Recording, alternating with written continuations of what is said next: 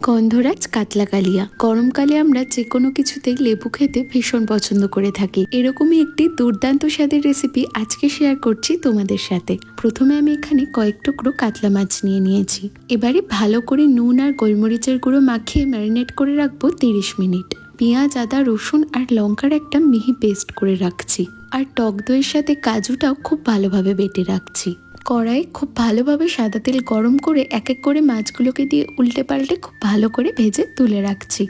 অল্প গরম মশলা ফোড়ন দিয়ে আগে থেকে বানিয়ে রাখা পেঁয়াজ রসুনের পেস্টটা দিয়ে খুব ভালোভাবে কষিয়ে নিচ্ছি। তার সাথে দিয়ে দিচ্ছি দই আর কাজু বাটাটা। মশলার মধ্যে শুধুমাত্র নুন, অল্প ধনে গুঁড়ো, তার সাথে কাশ্মীরি লঙ্কার গুঁড়ো আর একটু গোলমরিচের গুঁড়ো। মশলা কষিয়ে জল দিয়ে অল্প গ্রেভি বানিয়ে এবারে এক এক করে মাছগুলোকে অ্যাড করে দেব। আর দিয়ে দেবো লেমন জেস্ট আর তার সাথে কয়েক টুকরো গন্ধরাজ লেবু। লো ফ্লেমে 5 মিনিট রাখলেই তৈরি গন্ধরাজ কাতলা কালিয়া।